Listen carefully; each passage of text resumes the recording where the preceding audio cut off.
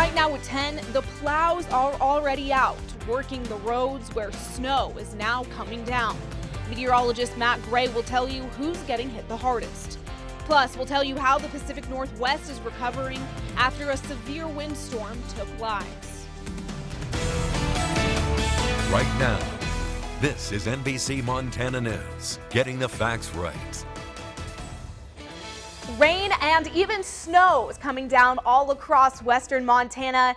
This is video we shot just earlier of the rain in Missoula Valley. Good evening, I'm Montana McLaughlin. Well, that rain's turned to snow, and right now all eastbound lanes have just reopened on I-90 over Homestake Pass. Here's what it looks like near whiteout conditions and snow-covered roads between Butte and Bozeman. The pass there was closed for about an hour and a half. Let's get right to our meteorologist, Matt Gray. He's been telling us about this storm all day. Matt. No surprise that conditions meant that they had to close things down because of a semi-wreck there on Homestake Pass, simply because this is a winter storm warning here. That will go until noon tomorrow. It extends all the way up through Lewis and Clark County and all the way over to Great Falls and Lewistown. Meanwhile, the rest of the region under a winter weather advisory. And the further north you go now tonight, the more impact you are about to see. So here's what's happened since 5. The main section here, the heaviest precipitation, has really begun a sharp track to the north. And so what this means is that there's going to be less snowfall tonight than what we originally projected south of the Butte area. So I think for the most part, we're kind of out of it. We're getting away with a dusting or so with just some lighter showers tonight, areas south of I-90 from the Butte area. However, to the north, and you head east of Missoula, east of Kalispell, that's where we are going to see the worst conditions. And no surprise here, a pretty rough morning drive possible with heavy wet snow out on the ground and patchy ice for Rogers, Homestake, McDonald, and Marias Passes. More on tomorrow's forecast coming up. Thank you, Matt. Well, the Sealy and Swan Lake areas northeast of Missoula are recovering tonight after they were hit with winds up to 25 miles an hour. Here's what it looked like. This is a photo a viewer sent us. Now, all this debris is cleaned up as of now, but residents say it wasn't a pretty sight yesterday when multiple trees fell across roads and yards.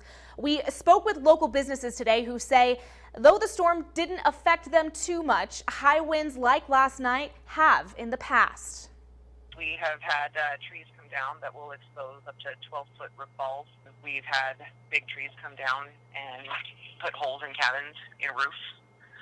We've had trees come down and take out fences, water lines, propane tanks. You know, the Montana weather is pretty variable, and so we never know what the impacts are going to be. And with snow, especially in the springtime, it can be wet and heavy, and that can be an issue with power lines, but we just aren't able to predict when and where. Well, Northwestern Energy is advising people to be cautious around any downed power poles and to report any storm damage if you see it. Well, tonight, thousands of people in the Pacific Northwest remain without power as 90-mile-an-hour gusts ripped through the region. NBC's Katie Beck reports. 90-mile-an-hour gusts near Portland, Oregon have left communities there uprooted. It was almost like a video game. It's like one tree after another. Get out of the way. But not everyone could. A falling limb killed a 67-year-old man out for a walk in suburban Portland. Another died when his boat capsized in the Columbia River during the storm. And in Eugene, Oregon, 4 more died in a small plane crash, going down during the gusty conditions. The windstorm, called the worst in more than 20 years, left thousands in the dark. Earlier in Oakland, California, heavy rainfall caused this mudslide, wet earth sliding into homes below. Mud is coming through there, through the bathroom, into the bedroom, and into the hallway. As muddy waters cascade into backyards, nearby neighbors still stunned. I don't know what to expect next. Driving hail in Sacramento, a foot of falling snow in the Sierra Mountains. This surge of wet weather ends a 5-year drought in California. And while tough for some, there's going to be a lot of benefits with this additional rain and snow, and it's likely to continue right over the next several weeks. The Pacific Northwest cleaning up while bracing for the next round. Katie Beck, NBC News. Well, and thousands of Delta Airlines passengers are still stranded tonight as the airline continues to recover from last week's storms there. Here at the hub in Atlanta, you can see luggage piling up and long lines out there due to grounded flights. Delta canceled 275 flights today, bringing the total to some 3,000 cancellations nationwide this week. In a note to customers, Delta apologized for this disruption and difficulty accommodating travelers. Tonight, Swedish officials say they know who's responsible for the deadly attack in Stockholm yesterday. Police say a 39-year-old Uzbekistan man crashed a truck with a possible bomb inside into a busy crowd. The attack killed 4 people and injured 15 others, and police say the suspect was previously on their radar. He was known, there was intelligence about him in the security police, but as the head of the security service said, they were rather, what should we say, more of a marginal character. Swedish police say they're now trying to find out more about his background. They've yet to release the man's identity. Well, President Trump defended the Syria missile strikes again today and praised those who carried it out. But another kind of fight was going on, and this one was inside the White House. NBC's Kelly O'Donnell has more. Today, as the president spent several hours at the Trump Golf Resort near his Palm Beach home, praise flowed from his Twitter account.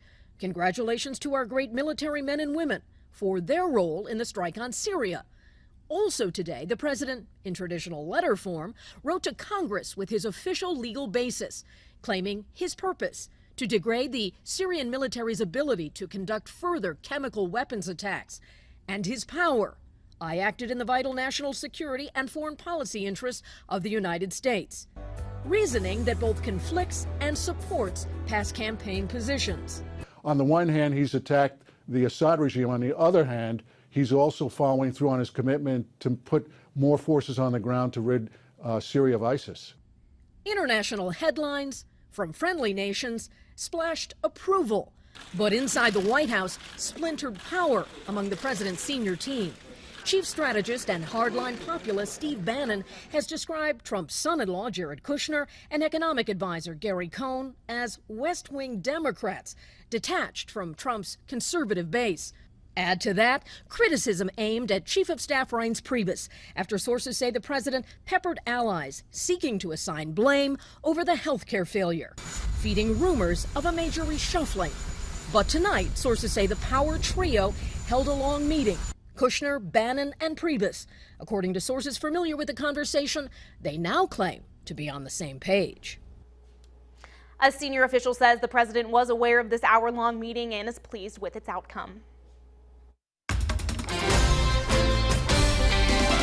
the Montana legislature is hoping to take action against the state's high suicide rates. A bill to reduce suicide numbers among Native American children in Montana is now headed to Governor Steve Bullock's desk for signing. It passed through the House and Senate, and the bill would give additional resources to anti-suicide programs across tribal lands. The money would come from special revenue accounts. Well, the Lake County Sheriff's Office is asking for your help to find an unregistered sex offender. This is the man we're talking about. Philip Pierre was recently released from prison and has an outstanding $23,000 warrant for a probation violation. If you have any information on his location, please contact the Lake County Sheriff's Office at 406-883-7301 or call 911. Well, Missoula authorities have been tracking several scams over the last few weeks, right on the verge of tax week.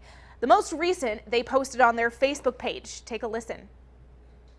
This is the second reminder from the Office of Inspector General of Social Security Administration. Your Social Security number has been suspended. Then the message then goes on and asks people to contact an emergency help number. Authorities say if you receive this, do not call the number back and never give out personal information over the phone. Well, if you do need to call the Missoula Police Department about any of this, they say don't do it tomorrow morning between 7 and 8 a.m. They posted this notice on their Facebook page. It says the police department phones will be down briefly tomorrow morning for a software update. We asked if the update will affect 911 services in Missoula, and PD says it won't. Also in Missoula, hiking trails starting to reopen. It's just another sign of spring. Parts of Mount Jumbo opened to the public this weekend, ending the area's annual winter wildlife closure. But some parts do still remain closed. Missoula Parks and Rec says about 40 to 50 elk are still grazing in the south zone. They're asking trail users to avoid the herd while hiking. Hikers say they understand the closures, but most of all, they're happy to be outside and savor the weather. It's a small time of the year, and it's for a good reason to have the elk being able to habitat up there and migrate, so it's not a problem at all for me. It's really fun. I've been here a couple times. This is my dad's first time up here, so I'm taking him. Jumbo's north zone above Saddle Road will remain closed until May 1st. Well, though we've been seeing some signs of spring, that's not the case anymore. Eastbound lanes over Homestake Pass just reopened due to snow cover there earlier. On the other side of this break, our severe weather alert team meteorologist will tell you when all this snow will clear up. Your life is in a state of constant motion, and only Spectrum can help you make the most of every moment. With Spectrum, you'll get the best in TV with a crystal clear picture and sound, plus more free HD than ever before. Just $29.99 a month. Call 844-675-2999. Then enjoy smoother surfing, streaming, and gaming with the fastest internet starting speeds, 60 megabits per second, with no data caps and a free modem. Just $29.99 a month. And when a picture or post can't say it all, get unlimited nationwide calling, plus unlimited calling to Canada, Mexico, and more, with no added taxes or fees. Call 844-675-2999. Make the most of every moment with Spectrum TV, Internet, and Voice. Just $29.99 a month each, with no contracts and our 30-day money-back guarantee. Call 844-675-2999. Spectrum, redefining what a cable company can be. I was wondering if an electric toothbrush really cleans better than a manual, and my hygienist says it does. But they're not all the same. Turns out they're really different. Who knew? I had no idea. So she said look for one that's shaped like a dental tool with a round brush head. Go pro with Oral-B. Oral-B's rounded brush head surrounds each tooth to gently remove more plaque. And Oral-B cross-action is clinically proven to remove more plaque than Sonicare Diamond Clean. My mouth feels so clean. I'll only use an Oral-B. The #1 brand used by dentists worldwide. Oral-B. Brush like a pro.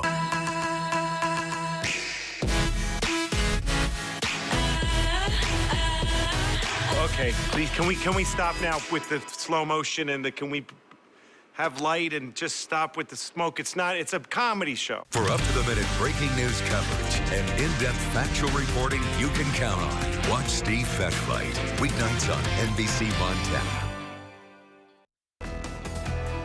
Well, one of Missoula's favorite shows is looking a little different this year. The Jordan's World Circus is in town for Western Montana's Shrine Club, and it's the first year without exotic animals. They were banned after concerns over inhumane treatment and possible hazards to humans.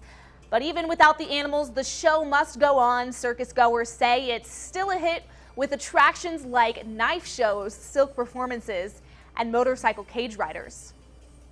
It's good to take my grandkids. They have fun. They have watching it.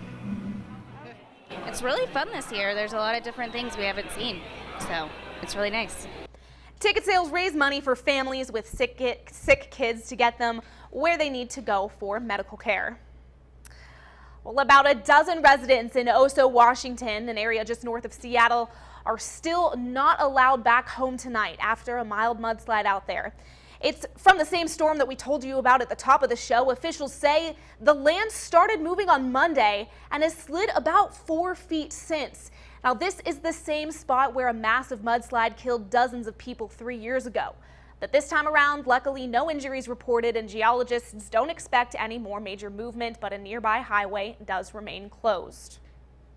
And now Matt Gray with your forecast. Well, it might not be mudslides here, but meteorologist Matt Gray is tracking lots of snow, and not just in the mountains. Matt. Yeah, that's right. Butte already has seen snow, and that has now stopped. But to the north, things are starting to get a little bit hairier. This is McDonald Pass, snowing and blowing there. Likely going to see snow cover and a little bit of ice as we get into the morning hours. Lots of things going on Sunday morning. It is Palm Sunday, so a bit more folks likely to be out on the road. So here are your severe weather concerns for tonight and tomorrow.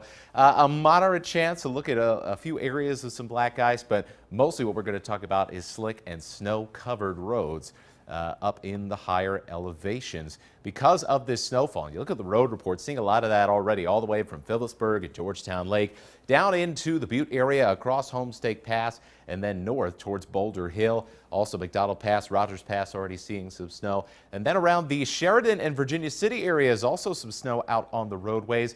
Dillon just got a report in from there. It looks like fared quite a bit better, and no adverse conditions, at least at the moment. The heavy stuff is continuing to really make a very strong push to the north, moving a lot faster than we thought it would, and that's kind of led to some changes in the snowfall totals we'll talk about later.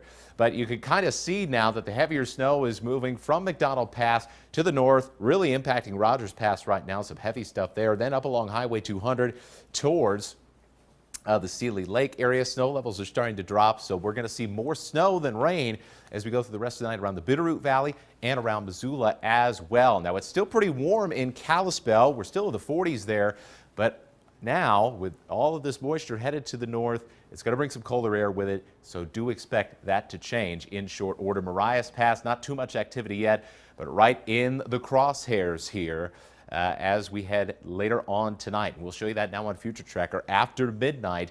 Once again, areas north of Butte with a few scattered showers across southwest Montana, so the heavy stuff shifting to the north as we head throughout the night. By 7 a.m., a chance for some showers around Kalispell, places like Eureka, and then snow really coming down around the High Line and in Glacier National Park. Scattered snow elsewhere with a very light chance of some accumulations around Bozeman. Then, as we head into the afternoon, scattered showers, but overall much less of a deal than what we will see overnight and in the morning. So here's the updated snowfall totals. Northern areas get more, southern areas get less. So Bozeman and Dillon, I think you're pretty much done with this thing. Dusting to another inch. Butte and Helena 1 to 3 inches. Flathead Valley anywhere from a dusting to 2 inches on the east side as you get close to Glacier Park, where 2 to 5 inches are possible. Bozeman folks thought it would be better than this, but it looks like for the most part this storm ended up missing you.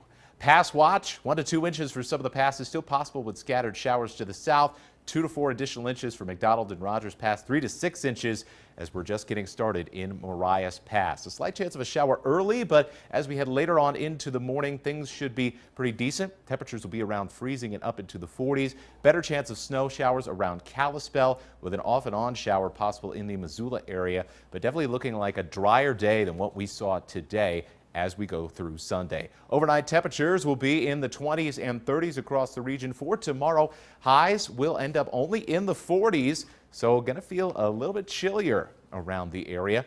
In your 7-day outlook, showery weather continues through Monday, a mixture of rain and snow. And then Thursday and Friday, a little bit of a warmer system, so we'll be looking at just rain down in the valleys, but snow likely again on the mountain passes surrounding Missoula and Kalispell, and surrounding Butte and Bozeman as well. Bozeman, we're going to stick out with the drier weather a little bit longer through Thursday. 60s will be possible in Bozeman on Thursday, but everywhere else, I think we've had our last 60s, at least for a little bit. Kind of be hopeful. Maybe we can warm up a little bit more on Thursday, but right now it looks like the 60s are gone for the next week. Bummer. I was looking forward to that spring weather. Well, hopefully that rain isn't impacting sports too much this week. Not too bad. You know where it isn't raining is Augusta National down in Georgia there at the Masters tournament. We'll have highlights of the first round of that, and we've also got some track and field for you today. A big meet for classes A through C today in Frenchtown. We'll have those highlights and more after the break. This segment of the news is brought to you by Ridge Fitness.